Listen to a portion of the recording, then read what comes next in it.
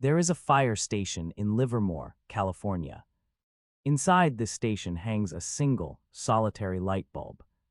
It has been burning continuously since the year 1901. Over 120 years. It has never been turned off. It has never burned out. It has outlived the men who installed it, the building it was originally housed in, and generations of firefighters. Now look up at the modern light bulb in your kitchen ceiling. It is highly advanced. It is a marvel of modern engineering. And it will almost certainly die in less than 36 months. This is not an accident. It is absolutely not a failure of modern technology. It is a mathematical certainty. You are being manipulated. You are the unwitting victim of a century-old corporate conspiracy. A strategy so massive, so deeply entrenched, that it forms the very bedrock of the entire global capitalist economy. It completely changes how we view every single object we own, but we will reveal the exact mechanics of that terrifying secret a little later in this breakdown. We are rigorously taught that capitalism is a race to perfection. Companies fiercely compete to build the absolute best product. The strongest, the fastest, the most durable. We believe that innovation strictly moves forward. We assume that a product built today is fundamentally superior to a product built 50 years ago. This is a complete, devastating illusion. In the hidden corridors of global manufacturing, elite executives realized a terrifying mathematical truth. Perfection is the enemy of profit. A product that lasts forever is a product you only sell once. So how did intentionally engineering a fundamentally worse product become the most wildly profitable business strategy in human history? That is the exact question we are answering today. To deeply understand the sheer brilliance and the profound darkness of this framework, we have to examine the first great corporate crisis of the 20th century. Look back to the 1920s. Henry Ford had completely revolutionized the world. The Ford Model T was a masterpiece of utilitarian engineering. It was rugged. It was infinitely repairable. It was explicitly designed to absolutely never break down. Ford proudly boasted that a farmer could fix the engine with a simple wrench and a piece of baling wire. And for a while, it was a massive, unprecedented success. Ford became unimaginably wealthy. He dominated the global roads. But then the terrifying J-curve violently dipped. By the mid-1920s, a massive existential crisis struck the Ford Motor Company. Almost everyone who could afford a Model T already owned one. And because the cars were built like absolute tanks, nobody ever needed to buy a replacement. The secondary market flooded with cheap, indestructible used cars. New car sales plummeted. The massive assembly lines ground to a terrifying halt. This was the crisis of market saturation. If your product does not naturally break, your factory inevitably dies. The corporate machine was completely paralyzed. Ford had successfully engineered his way into an economic dead end. The global industrial complex watched Ford's massive failure and panicked. They desperately needed a completely new economic paradigm. Enter the most powerful, highly secretive group of corporate executives the world had ever seen. The Phoebus Cartel. In the winter of 1924, the top executives from the world's largest light bulb manufacturers secretly gathered in Geneva, Switzerland. Osram Phillips, General Electric. They were facing the exact same terrifying crisis as Henry Ford. Their light bulbs were simply too good. A standard bulb in 1924 proudly boasted a lifespan of over 2,500 hours. Sales were drastically slowing down. The market was saturating. The executives sat in that smoke-filled room and architected a brilliantly evil solution. They aggressively agreed to a global, legally binding pact. They mathematically mandated that no light bulb could ever burn for more than 1,000 hours. They did not just agree to this in principle. They rigorously enforced it. They set up massive, independent testing laboratories around the globe. If a manufacturer accidentally engineered a bulb that lasted 1,500 hours, they were violently hit with massive, crippling financial fines. The engineers were explicitly ordered to go back to their labs and aggressively figure out how to make the delicate tungsten filaments weaker. They spent millions of dollars researching exactly how to make their own products violently fail at a highly specific, mathematically predictable time. It worked. Sales absolutely skyrocketed. The cartel wildly multiplied their profit margins. This was the terrifying birth of physical obsolescence, the intentional, highly engineered physical degradation of a commercial product. But physical obsolescence is legally risky. It is highly controversial. What if you could aggressively force a consumer to throw away a perfectly functioning product simply because they no longer wanted it? This introduces the aggressive next phase of the strategy: psychological obsolescence. While Henry Ford was drowning in his own indestructible Model Ts, his fiercest rival, Alfred P. Sloan at General Motors had a massive, profound realization. Sloan completely understood that human beings are not driven by raw logic. They are driven by intense emotion. They are driven by deep social anxiety. Sloan completely changed the rules of the automotive game. He aggressively introduced a radical new concept: the annual model years. Every single year, General Motors released a new car. The internal engine was exactly the same. The underlying chassis was completely identical. But the exterior was drastically different. They added massive tail fins. They aggressively changed the chrome detailing. They introduced bright, flashy new colors. They brilliantly weaponized human vanity.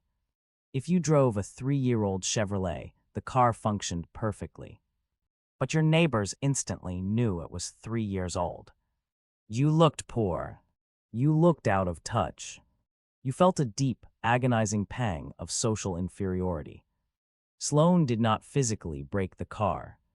He aggressively broke the consumer's deep emotional attachment to the car.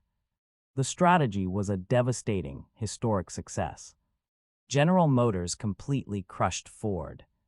They became the largest, most profitable corporation on the face of the planet. They mathematically proved that you can successfully sell a human being the exact same product 5 times, simply by relentlessly changing the packaging. Now we aggressively fast forward to the modern digital age. The era of the smartphone. The tech titans of Silicon Valley looked at the Phoebus Cartel and Alfred Sloan, and they perfected the absolute ultimate iteration of the framework: systemic obsolescence. Imagine a massive $2 trillion tech empire. For years, they built incredibly powerful, highly expensive pocket computers. But the global market saturated. Everyone already owned a smartphone. The J-curve dipped again. So they completely removed the screws. They aggressively glued the glass screens directly to the highly fragile internal batteries. They engineered specialized, proprietary microchips that mathematically prevent a third-party repair shop from replacing a broken camera. They completely sealed the device. When your lithium-ion battery inevitably degrades after 400 charge cycles, you cannot simply buy a $20 replacement. You must aggressively surrender the entire $1,000 device. But it goes much deeper than physical glue. It lives in the invisible software. You wake up one morning and your perfectly functioning 3-year-old phone receives a massive, mandatory operating system update. Suddenly, the phone is terrifyingly slow. The battery drains in exactly 3 hours. The highly advanced new software was explicitly designed for the brand new hardware, effectively rendering your older device completely useless. This was famously exposed during the massive Batterygate scandal. The tech giant was ultimately caught secretly throttling the processing speed of older phones. They claimed it was to aggressively prevent unexpected shutdowns. The global public saw it for exactly what it was: a highly engineered, mathematically precise execution of planned obsolescence. You are forced into an endless, exhausting cycle of rapid consumption. The friction is absolute. The trap is completely inescapable. So what is the ultimate, profound revelation here? What is the terrifying secret hidden inside this century-old economic strategy? It is a complete redefinition of what consumer ownership actually is. In a traditional economy, you buy a product and you own it completely. It is a one-time transaction. But planned obsolescence fundamentally destroys ownership. The secret is that you are no longer buying a physical product. You are aggressively subscribing to a hidden timeline. When you purchase a modern smartphone, a fast fashion t-shirt, or a sleek new appliance, you are simply renting the temporary illusion of functionality. The massive corporation completely owns the expiration date. They completely control the exact moment of failure. By mathematically guaranteeing the death of the product, they guarantee the resurrection of their profit. Planned obsolescence transforms a single, finite transaction into an infinite, aggressively compounding subscription model. And that's the secret. The failure of the product is not a bug. The failure is the absolute core feature. It is the highly engineered heartbeat of continuous global consumption. But executing this strategy has massive, highly destructive implications. The endless cycle of building products to aggressively die creates unimaginable friction. It creates mountains of toxic electronic waste. It creates deep, simmering consumer resentment. Now pivot this exact same psychological framework away from physical products and look directly at how massive, failing organizations treat their most valuable asset: their people. Many modern corporations completely fail because they actively apply the exact logic of planned obsolescence to their human workforce. Think about the brutal, high-turnover, burn-and-churn model of modern corporate culture. Companies hire brilliant talent, violently squeeze every ounce of productivity out of them for 18 months, and then allow them to completely burn out. They treat highly skilled human beings like disposable light bulbs. Use them up, watch them violently fail, and aggressively replace them. This is an absolute operational catastrophe. When you treat your workforce as a highly depreciating, disposable asset, your entire organizational culture violently implodes. You lose massive, irreplaceable institutional knowledge. The internal friction skyrockets. You spend billions of dollars in endless, desperate recruitment cycles. You are constantly replacing broken parts instead of actually building a resilient, untouchable empire. This is exactly why massively successful modern organizations must entirely reject the obsolete model of human capital decay. You absolutely cannot build a legacy company if your workforce is systematically engineered to fail. You need a rigorous, highly specialized digital system designed to aggressively align, elevate, and permanently retain your top talent. That is exactly where PulseMina HCM enters the equation. PulseMina HCM is the ultimate operational antidote to workforce obsolescence. It is a highly sophisticated digital infrastructure designed to completely stop the brutal cycle of employee burnout. It provides ambitious leaders with the exact, crystal-clear data they desperately need to track deep engagement, map long-term career trajectories, and successfully build a high-trust culture that actually lasts. Instead of silently watching your best people violently quit, PulseMina HCM aggressively removes the hidden internal friction, turning your human capital into an actively appreciating, infinitely scalable asset. It is the absolute secret tool that successfully allows you to break the destructive cycle and meticulously architect a truly resilient global workforce. Ultimately, the dark, highly controversial history of planned obsolescence teaches us a profound and enduring business principle. The easiest way to make a quick dollar is to aggressively build something that breaks. But the only way to build an absolute, untouchable legacy is to meticulously engineer something that lasts forever.